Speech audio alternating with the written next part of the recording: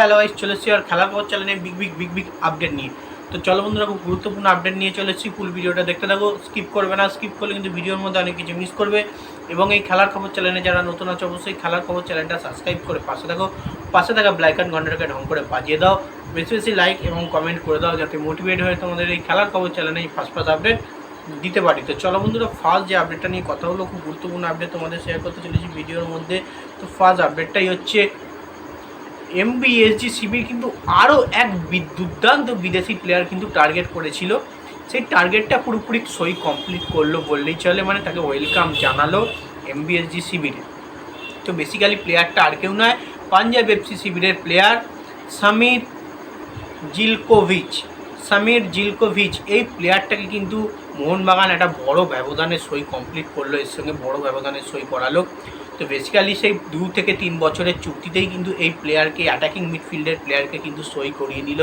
মোহনবাগান কিন্তু দল গোছাতে শুরু করে দিয়েছে, বিদেশির দিকটা কিন্তু দেখতে শুরু করে দিয়েছে। বাইরের কোনো বিদেশি প্লেয়ার তো দেখছি না, ভারতের মধ্যেই মানে ইন্ডিয়ায় আইএসএলে যে সমস্ত টিম আছে তাদের মধ্যে যে সমস্ত বিদেশি প্লেয়াররা পারফরমেন্স করেছে ভালো, তাদেরকেই নেওয়ার চেষ্টা করছে, তাদেরকেই নিয়েছে। এবং সমীরকে আগেই টার্গেট করেছিল, তোমাদের নিশ্চয়ই ভিডিও আপডেট দিয়ে আমি জানিয়েছিলাম। সেটা কিন্তু পুরোপুরি কনফার্ম করলো, ডিলটাকে ডান করলো।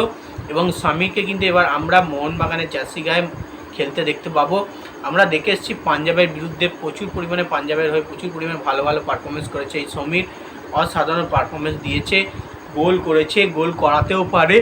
তো এই সমীর কিন্তু দুর্দান্ত একটা মোহনবাগানের হয়ে ভালো পারফরমেন্স করবে বললেই চলে। তো দেখা যাক কেমন পারফরমেন্স দেয় মোহনবাগানের হয়ে এই সমীর।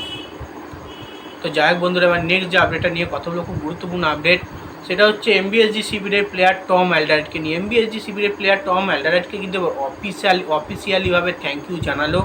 সেটা কিন্তু মোহনবাগান অফিসিয়ালি ইনস্টাগ্রাম পেজে কিন্তু সই করিয়ে মানে পোস্ট করা হয়েছে। সেই পোস্টে কিন্তু দেখানো হয়ে গেছে যে পুরোপুরি থ্যাংক ইউ জানিয়ে দিয়েছে টম অ্যালডারেটকে। টম অ্যালডারেট মোহনবাগানের হয়ে যা পারফরমেন্স দিয়েছে, যথেষ্ট ভালো পারফরমেন্স দিয়েছে, দুর্দান্ত ডিফেন্স করেছে এবং দলকে জিতিয়েছে, দলের হয়ে গোলও করেছে অ্যাজ এ ডিফেন্ডার। তো কোনো মোহনবাগান সমর্থক, মোহনবাগান প্লেয়ার, মোহনবাগান ম্যানেজমেন্টদেরও কিন্তু বলা উচিত নয় টম অ্যালডারেটকে।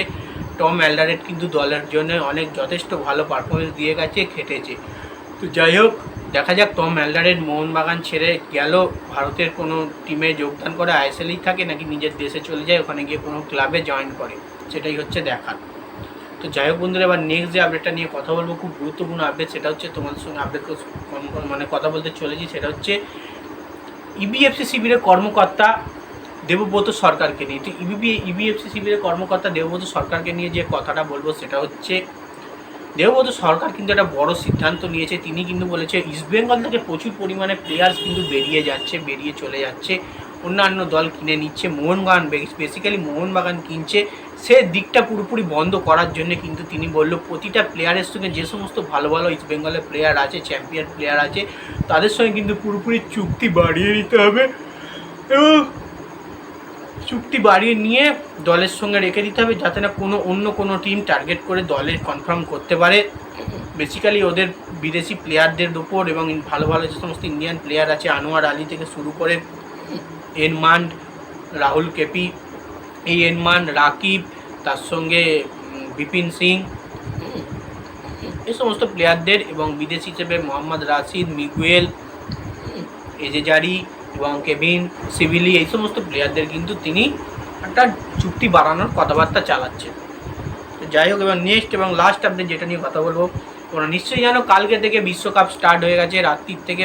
আজকেও সকালে খেলা হচ্ছে, আমি সামনে খেলা দেখছি, ভিডিও করছি, যেটা মাঝে মাঝে মুখটা ঘোরাচ্ছি। তো যাই হোক, এই খেলা মানে বিশ্বকাপ খেলায় কিন্তু নতুন নিয়ম বেরিয়ে এসছে। মানে সেখানে দেখা যাচ্ছে রেফারি হচ্ছে কড়া রেফারিং। কালকে কিন্তু মেক্সিকোর সঙ্গে খেলা ছিল, মেক্সিকো 2-0 গোলে জিতেছে সাউথ আফ্রিকার বিরুদ্ধে। সেই ম্যাচে কিন্তু 3টে রেড কার্ড হয়েছে। কোনো রকম রেফারিংয়ের কোনো রকম ভুলভাল ডিসিশান হচ্ছে না, সঠিক ডিসিশান। প্লেয়ারদের পুরোপুরি কোনো রকম কারচুপি করা চলবে না, সঙ্গে সঙ্গে কিন্তু কার্ড দেখানো হবে, কড়া রেফারিং করা হচ্ছে। ফ্রি কিক নিতে গেলে সঙ্গে সঙ্গে ফ্রি কিক নিতে হবে, কর্নার পেলে সঙ্গে সঙ্গে কর্নার নিতে হবে, গোলকিক পেলে গোলকিপারকে সঙ্গে সঙ্গে টাইম নিলে চলবে না, গোলকিক করতে হবে, তাহলে কিন্তু অপোনেন্টের দিকে চলে যাবে সে সমস্ত জিনিস। সেই কারণেই কিন্তু বলা হচ্ছে কড়া রেফারিং কিন্তু চালু হয়েছে। তো যাই হোক বন্ধুরা, এই আপডেট ছিল। ভিডিওটা যদি ভালো লেগে থাকে লাইক করুন, শেয়ার, সাবস্ক্রাইব করে পাশে থেকে চলো বন্ধুরা, বাই। আবার নেক্সট ভিডিও দেখা হচ্ছে।